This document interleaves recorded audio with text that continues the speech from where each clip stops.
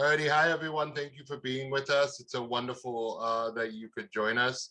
My name is Father Fred Cabras. I am currently a board member for National Catholic Partnership on Disability and a board liaison for the Council on Mental Illness, which is providing this webinar for you today. We're so excited.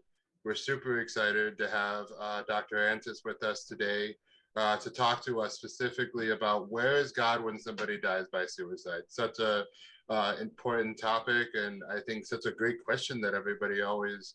I know from my personal experience of talking with people in the field and in the church, you know, they always ask because there's this old belief in the old church or older that when somebody completed suicide, they would go straight to hell. I think that was a belief by the church for some time. So I'm really excited to learn some of the more modern Catholic theology on this. And so Dr. Antis, she you're currently at Boston College, correct? Correct. Yeah, and so we're so excited. She's a female theologian, which yay, we always love female theologians. As much as we love male theologians, but it's always great to have both perspectives on the understanding of God. So it's so wonderful. So thank you so much. And is Dr. Elizabeth, Dr. Antis, how would you like to be? You all can just call me Elizabeth. It's fine. Okay. We're all co-learners. Okay. Well, wonderful. Well, Elizabeth, I will leave it on to you. Okay, great. Well, anyway, thank you all for having me today and being patient as I signed in. I'm glad that we can even meet, even if it's just virtually. I'm not a mental health care provider, but I am a Catholic theologian who is really interested and who cares a lot about the suffering of those who are dealing with mental illness and suicidality. So I thought I'd like to get into this with a kind of concrete story. There was a news story that got my attention as a Catholic theologian a few years ago. So let me go to my next slide. This teenager who was in his first year of college, Mason Hulleberger, died by suicide in late 2018. And the reason that this story was interesting to me isn't because there's anything that came out that was unusual about him in particular. It's very sad, but unfortunately it's also common, which is something I want to talk about. But it became a news story because of the homily that the priest gave at his funeral mass. The priest who presided over his funeral mass in Temperance, Michigan, Father Don LaQuesta, gave a funeral homily that Mason's family found so offensive that Mason's father actually asked Father LaQuesta to stop in the middle of the homily. And further, after apologizing, the Archdiocese of Detroit suspended him from funeral masses and he was ordered to receive counseling and spiritual direction. And I was looking into the story again last night in preparation for today, and it looks like the parents tried to sue either Father LaQuesta or the Archdiocese for damages, and then the suit got thrown out because the state basically was like, we can't be dictating what priests should be talking about in their homilies. But that's how that's concluded lately. And so I have a little snippet from Father LaQuesta's funeral homily, and I quote it here so you can see it. I think it's actually important. So if we Christians are right in believing that salvation belongs to Jesus Christ, that it does not come from us, and that our hand cannot stop what God allows for us, then yes, there is hope in eternity, even for those who take their own lives.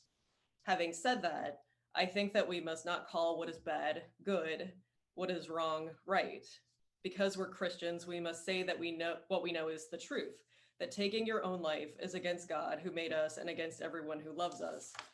Our lives are not our own. They are not ours to do with as we please. God gave us life, and we are to be good stewards of that gift for as long as God permits.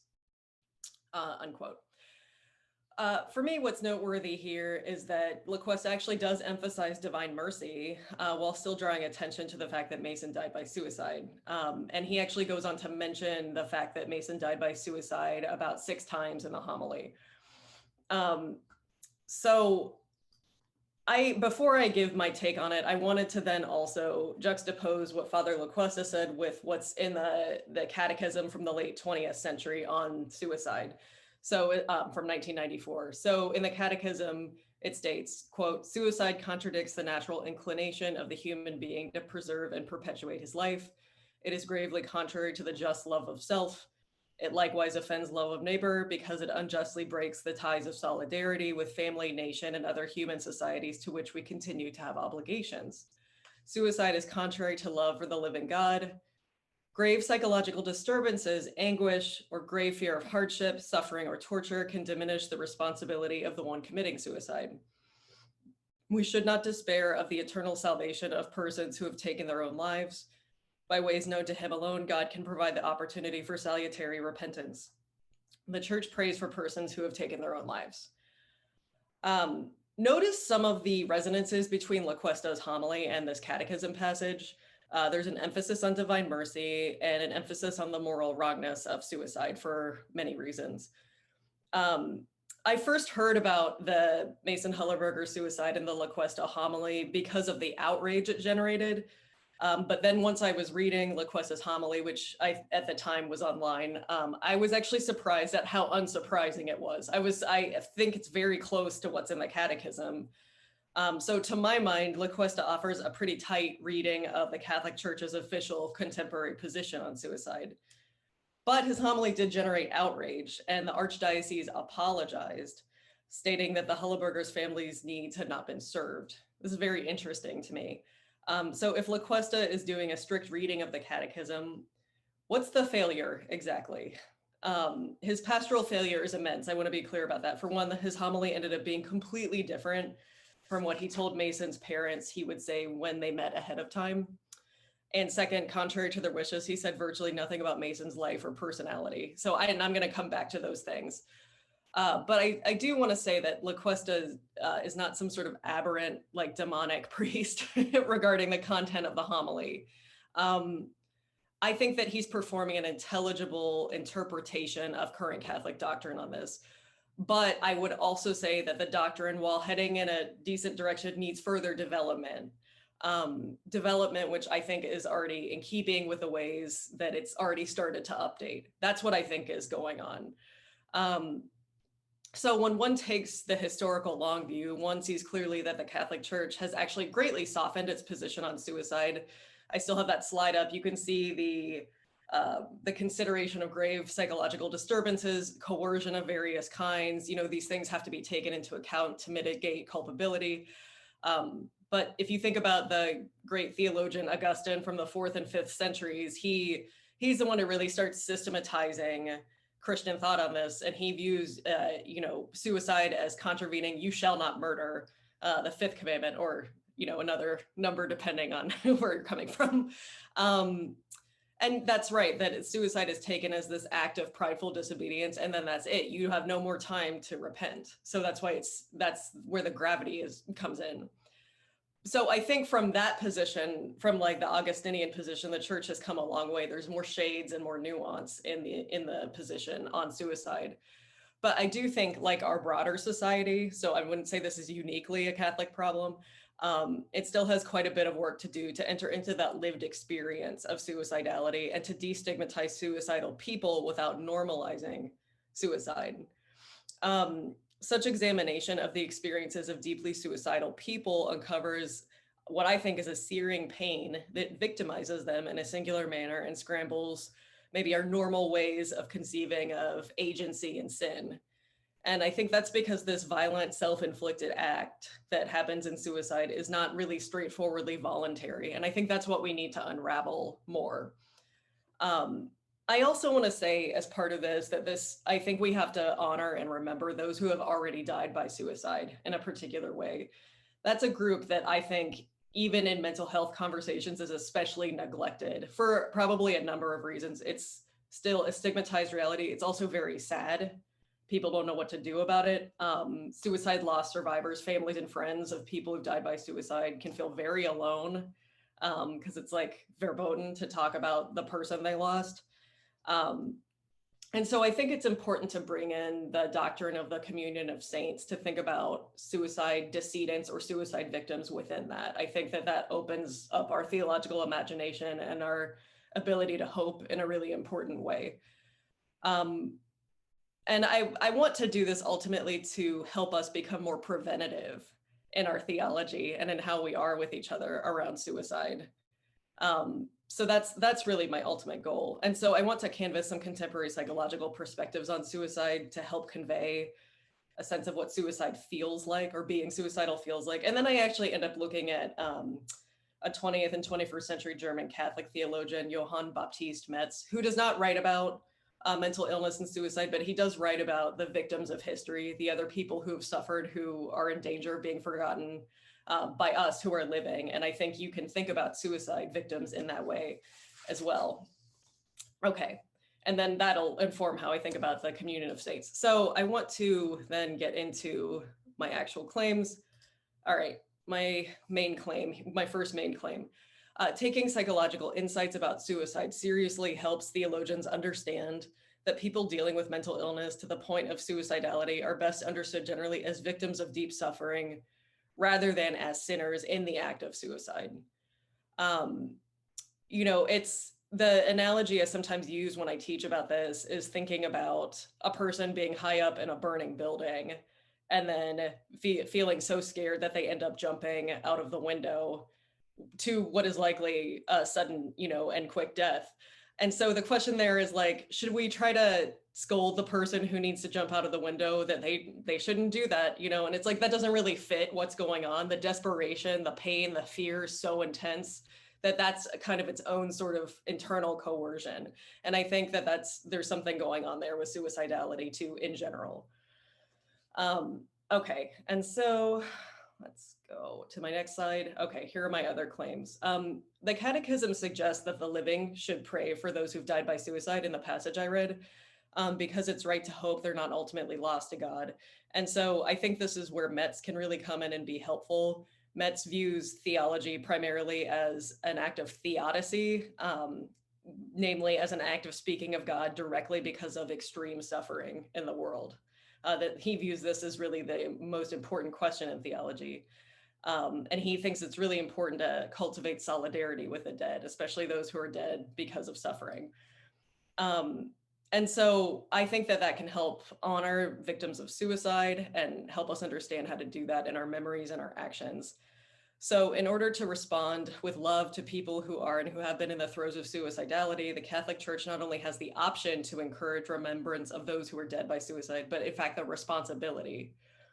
Specifically, the living have the task of recognizing the profound misery of those who've died by suicide, as well as their joys, their interests, their personality traits, their very humanity. Nobody wants to be defined solely in terms of how they died, especially not suicide victims. And so that's the other part of the memory that I think is very important.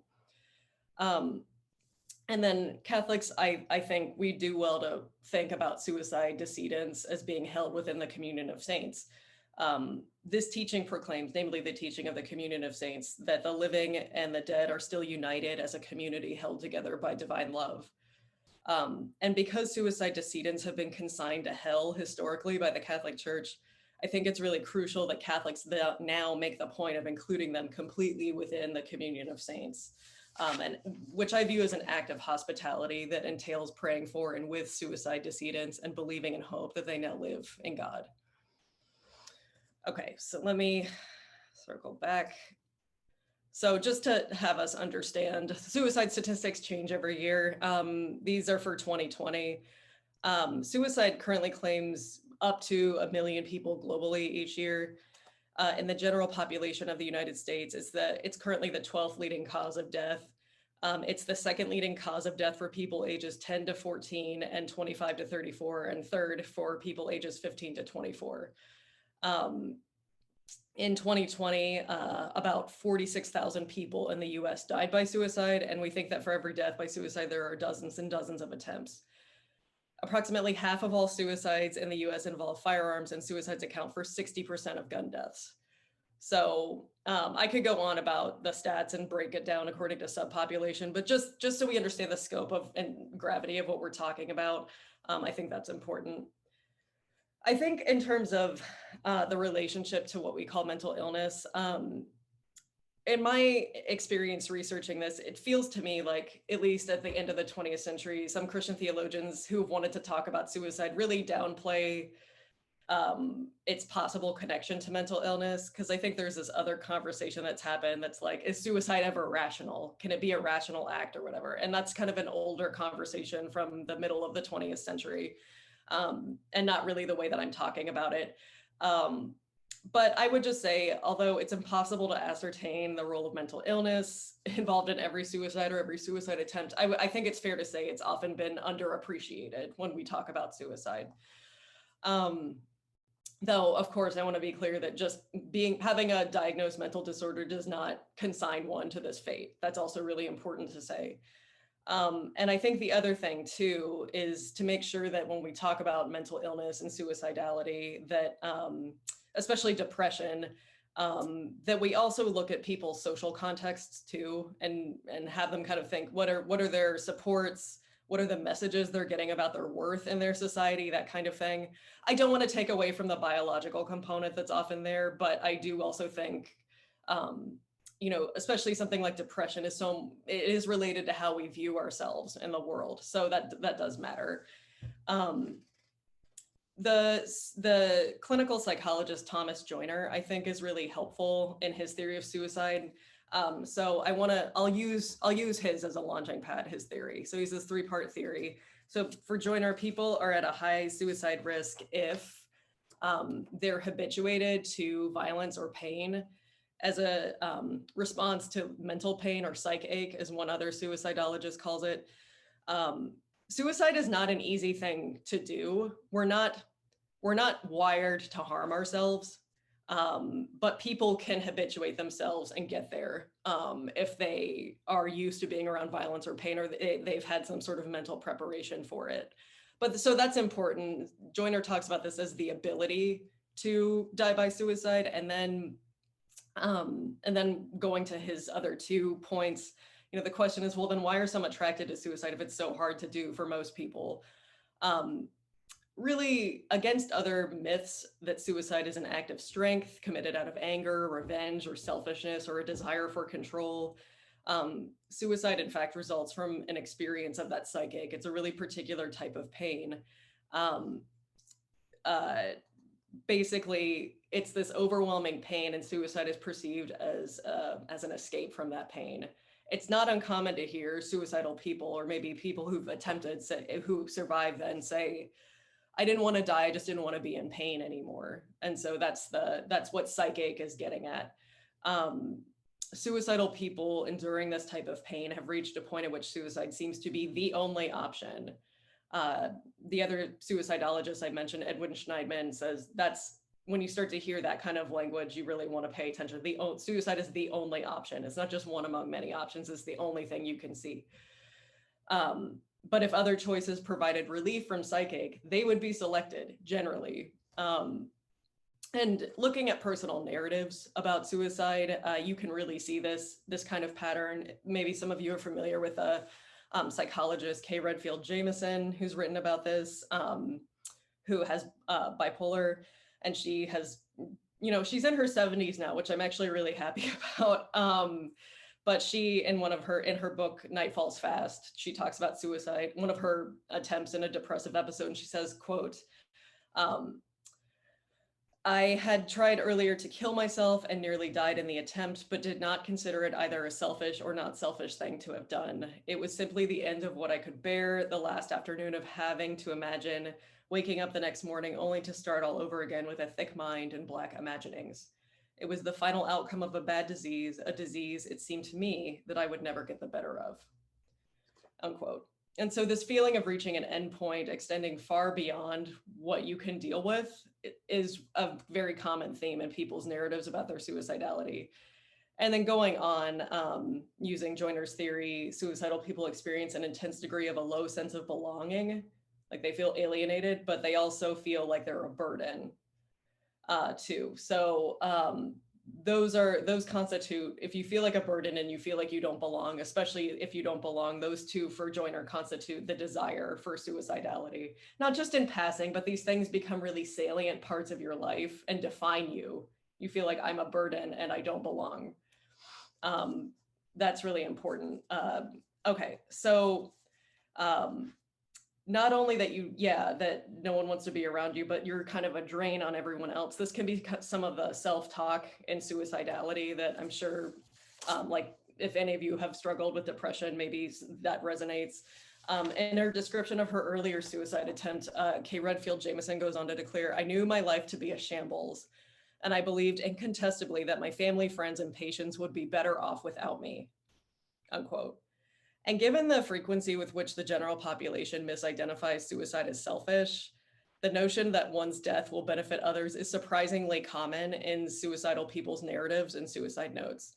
It's also not surprising that many people who died by suicide then, if we're thinking about this seriously, go out of their way to make the impact of their death scenes less gruesome for loved ones, and that these same people who leave suicide notes often include expressions of love for family and friends and instructions about bills and pets. So that really goes against the idea that suicide is this like morally selfish act. Suicidal people are in a lot of pain, but it's really common. I'm not in every case, but it's very common for them to show signs of thinking about other people and thinking that maybe if they just died, maybe other people's lives would actually be better in the long run. So that's part of the thought process that I think is so important to understanding the intentionality of this act. Okay, so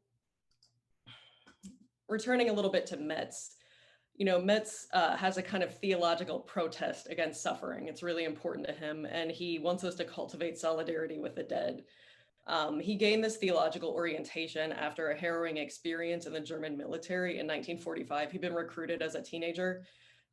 He returned solo after a night's errand to find all of his military comrades, who were also teenagers, killed by a bomber and tank attack. And this drew from him, he says, a wordless cry that has been a really important part of his theology since then. And so since then, he's maintained that theology must remain an exercise in theodicy, in the practice of speaking to God in the face of suffering and of being made uncomfortable by the question of suffering. You don't have to resolve it. In fact, we can't, according to Metz. There's so many things we don't know. The world is so unjust. So many people have suffered so much, and we have to sit with that. That's the mood of Metz's theology, which is why I think he's really a helpful resource for us thinking about the suicide piece. And so rather than be solved, this question of suffering must be allowed to hang in the air, unanswered and troubling, demanding of God a loving response that, as a matter of Christian hope, will be made known eschatologically later. There's a not yetness quality to it. And so for Metz, he has this tension in his theology where he's saying those of us who are alive must force ourselves not to forget the dead, especially their suffering. There's something really painful about holding that memory that he's asking us to do. But he's also saying that we can hope, as a matter of Christian faith, that nobody in the human community is ultimately lost to God too. So there's pain and there's hope in that memory for Metz. And I love that emotional duality of what he's doing. He also claims that despite the chasm between the living and the dead are still humans with God-given dignity who deserve inclusion within our narratives and our memories about who we are. And so I think suicide decedents, by virtue of their suffering and marginalization, fit well within this category of the dead as Metz understands it. And so, all right. I think that's really important because of the nature of suicide stigmas and suicide decedents at risk of being redefined in terms of their deaths slowly. So the Ronald Rolheiser, this Catholic priest, talks about this. He says, I think this quote is so moving. He says, suicide not only takes our loved ones away from us, but it also takes away our true memory of them. The gift that they brought into our lives is now no longer celebrated. We never again speak with pride about their lives. Their pictures come off the wall. Photos of them get buried deep inside drawers that we never open again. Their names are less and less mentioned in conversation, and of the manner of their death, we rarely speak. Suicide takes our loved ones away from us in more ways than we sometimes admit. It functions like the antithesis of a canonization. And so I think because the risk of distortion is so high here, we have to really make an effort to hold suicide decedents within the gentle bonds of prayer and love. And so I think the Communion of Saints is a good place to turn to do that. Some Catholic theologians over the past few decades, especially leading up to and since Vatican II, have argued that saintliness should be understood as something that's shown through small quotidian acts of holiness that are offered to God as possibilities for everybody, rather than through these epic feats of heroism that are so, larger than life. And maybe in that way, we can think about the ordinariness of being in the communion of saints. And so, like, on that point, clinical psychologist and person who has some training in theology, Marcia Webb, writes about her patients struggling with mental illness, saying, quote, "In mental illness, heroism may be disguised in the mundane. It may be found in the daily choices mentally ill persons make to persevere and to live with integrity, somehow navigating their lives despite a variety of potentially crippling symptoms. When depressed, an event as insignificant as brushing one's teeth can be an act of faith. Brushing one's teeth is taking hold once more of the hand of God, however tentatively, and trying yet again to embrace one's life, when every impulse may be instead to surrender beneath the bed linens." And what I want to say is that, unquote, what I want to say and add to that, I think that's a lovely quote. And I want to add that, though felled, though taken down, people who've died by suicide likely experience these kinds of struggles too, that go unnoticed. And I think that involves its own kind of quotidian valor. And further, their call to holiness within the communion of saints also builds on all the virtues that so many of these people likely practice as they went about their days, cheering on their friends and loved ones. Suicide victims lived fully human lives in all of their complexity, which includes not only suffering, but also in cases here and there, joy and silliness and kindness and compassion to others. They're human. They don't lose their humanity. They're invited to sainthood and they're members of the communion of saints, where we're all theologically in good stead to be able to say all these things. And though the Catholic Church teaches still that hell exists and is a real option, I think that Catholics are free to hope that God does not wish to consign people to hell, and they're allowed to hope that nobody is in hell. But especially regarding suicidal people in hell, Rolheiser just says succinctly, hell is for the strong. And I think based on the psychological profile I've tried to outline, I don't see a lot of strength in the act of suicide. I don't think people are trying to defy God. I think people are trying to get away from this pain that plagues them. I'm almost done. I just want to end with a quick little story. The brother of a dear friend of mine died in 2011 by suicide. And I tried to be there for her when that happened, but she only requested one thing of me the day after his funeral. She wanted me to answer this question: is my brother in hell? And I think that her need to ask the question kind of shows the ongoing problem in the Catholic Church. I think that the official position is updated to a certain extent, and that's actually really good. But I think the general culture around it, and of course it varies parish by parish, I know that, but there is still a lot of stigma and a lot of fear and a lot of sadness that people don't know how to process, and that leads to a lot of silence. And I'm surprised actually that the question of, is this person I love in hell, actually comes up as much as it still does. And so I think the history of the Catholic Church condemning suicidal people to hell after they've experienced a living hell still needs to be really intentionally rejected. And then I think to do justice to suicide decedents, the Catholic Church has the obligation to replace this history of condemnation with a message that's grounded in clemency and devotion, that these people are loved by God and belong squarely within the communion of saints. Not only does their suicide not separate them from God or community in the final reckoning, their suicide does not even ultimately threaten these ties. God doesn't give up on them. On the other side of death, suicide decedents, I would argue, as a matter of hope, have an unbroken call to holiness that God invites them to realize. And I'll leave you with this last image and then I'll end. It's this quote from Rolheiser. He says, quote, I have a slide for that: "We should not worry about the suicide victim's eternal salvation. God is infinitely more understanding than we are, and God's hands are infinitely more gentle than ours. Imagine a loving mother having just given birth, welcoming her child onto her breast for the first time, and you will have some image of how the suicide victim is received into the next life, unquote. And so I hope and pray that this was true for Mason Hulleberger. Thank you.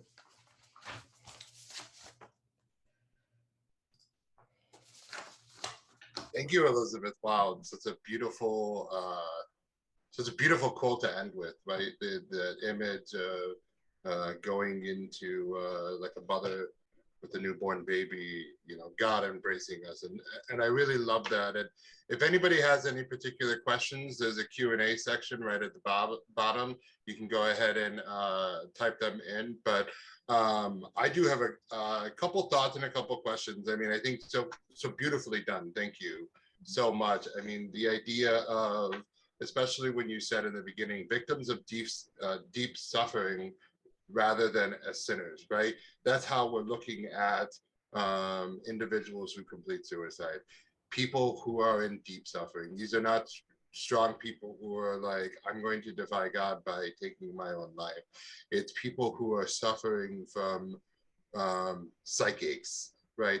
The pains of life, there's no moving forward, there's no direction that I can go to. This is the only hope. I worked in an inpatient psychiatric unit for in the emergency room and in the hospital for 2.5 years. And when I worked with individuals who had considered suicide or were considering suicide, that was always the answer. Well, there's just nothing else. There's nothing else to my life. Why? No one will notice. No one will care. And part of the work that we did was finding hope, right? It's finding, well, are you sure nobody would care? You know, who is there out there in your life? What is going on? And part of the healing process of individuals who are contemplating suicide is to try to find hope in their life. Because if you can get that, just that little, I think just a little snippet of hope, it might be just enough for them to say, okay, I'm not going to consider that and complete the action. So I do have, we do have something from Connie. She says, I have spoken with people from whom the fear of hell has prevented them from making an actual attempt on their life. Can you comment on that? Sure. Yeah, I think that there is some, well, it's tricky. I think that the data on that is kind of split. So you do have these anecdotes about people who have very strong religious convictions, in this case, maybe Christian convictions, where they're so afraid of being tormented eternally in hell that they don't do it. Then there's all these other studies that suggest that people may have some sort of stated belief in the afterlife that includes hell, and they don't care. It can't penetrate the depressive or suicidal fog that they're in. So this is something that's puzzled me. I've noticed it goes back and forth depending on which type of study I'm looking at. But I would say, even just focusing on the threat of hell for a second, because I've known people who, I mean, just to counterbalance it, who do believe in hell and who've said, well, I guess God will punish me, but I can't deal with it anymore. You know, so I've also heard that a lot too. So focusing on the fear of hell, maybe that does prevent some people from going through with it. My question, I think, is I wonder what else is there for those people. You know, if it's just, I don't want to suffer more later because I'm worried God will consign me to hell. I think the silver lining there, maybe it stops somebody, but I worry what kind of state that leaves them in, I guess. But that's that whole belief of Catholic guilt, right? Yeah, and so I'm like, you know, maybe there is a protective factor for some people, even if the data is a little muddy around this. But what's the quality of life for that person spiritually and emotionally? Like, is there something positive that they can gravitate towards instead of just a fear of even more suffering? Yeah, no, I think well said, because I think the idea of living in fear, living in guilt, or living in shame of a God who, okay, yes, maybe Um, I'm afraid of what God is going to do to me if I complete suicide. What does that do to a person's spirituality moving forward when you do live in that fear? Was it the church's belief back in the day that this was a way to stop people from, completing suicide? I'm not sure, but I think you're absolutely right. I think we should move more towards a idea of this is an individual who is suffering. God in the theodicy, in the suffering of God, God suffers with the people, right? I always tell people whenever people always ask me, well, where is God in this or that, and this sadness or this, and I always say it's like, well, can't God just be sitting with you in it? Does God have to say something? Does God have to move somewhere? Can God be crying with you in that moment of suffering? And it's such a beautiful thing for me, because in my own times of suffering, I suffer from an anxiety disorder, and oftentimes that leads me into moments of depression. And in my deepest times of depression, I often wonder, well, where is God? And I have to think to myself, well, God is sitting with me in my depression. In my sadness and in my suffering, God is with me, because God is a merciful and loving God, and will always be with us. So thank you. Yeah, I'm really grateful to Rollheiser for his final image of being born to God. So yeah, that is such a beautiful image. We were blessed to have Ronald Rollheiser come and do a presentation for us, and so he's just a wonderful, wonderful asset to NCPD and to the gift of understanding the pastoral response to suicide, right? Because there needs to be a pastoral response, because it can't just be a theological response. We have the theological response, and as you showed, it's challenging, right? Because it says the mercy of God, but not in not super clear. I think, at least for me, it's not always super clear, and so it's in the pastoral response where we remind people of the human suffering element, that we can really dive a little bit deeper into that element. And Rollheiser and a lot of the other theologians that you presented really kind of show that, which is a beautiful gift, and a gift that I wish that every pastor has right before they give a homily for somebody who has completed suicide. So we have time for just one more question, and it looks like this is from Deacon Ronnie. Thank you so much, Elizabeth. So much to unpack and reflect on. I recall back in August 2019, when a parishioner living with HIV cancer received a blessing at Mass and then ended his life medically. So I don't know if you have any particular, I guess that was not a particular question, but just a particular comment on if you have any further comments about that.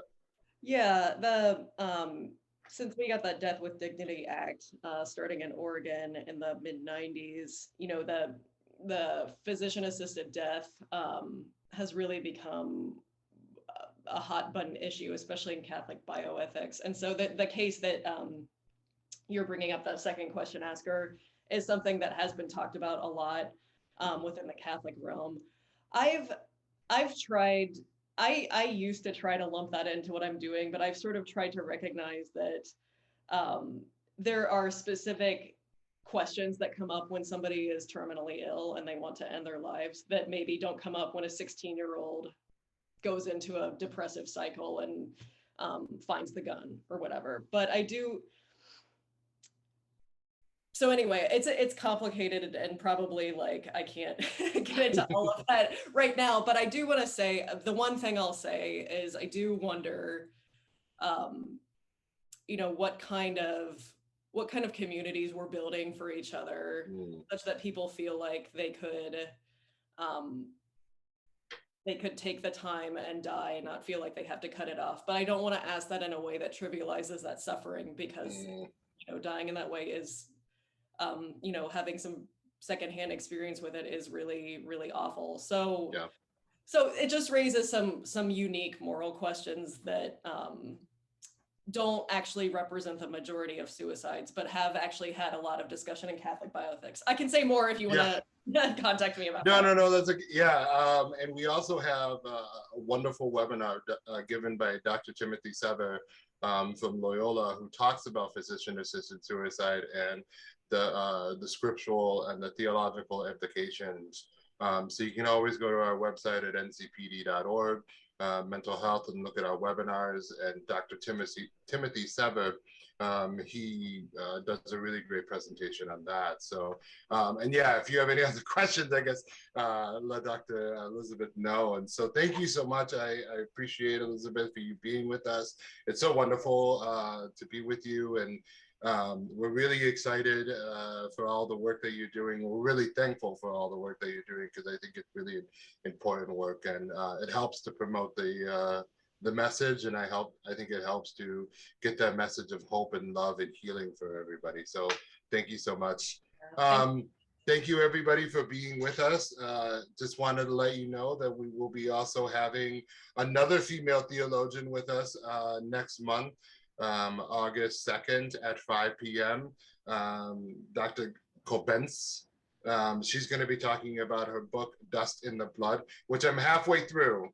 I said I was going to read it before, and it's been a wonderful book. I've absolutely loved it so far. So she's going to be talking about that. And so we're really excited to have her on the webinar. So thank you so much for everyone being with us. Remember, if you have any questions or comments, go to ncpd.org and feel free to reach out to us if you need any resources or any help with navigating through the system. Also, for those of you who are interested, we do have one of our conferences coming up in October. It's going to be in Galveston, Houston, which is so exciting, October 21st and 22nd. And then we have a big gala to honor Archbishop Kurtz. That's also happening coming up soon. I do not have the specific date offhand, but you can go to our website. It's all on there. And so thank you so much, everyone, for being with us, and you have a blessed day. Thank you. Thank you. Bye.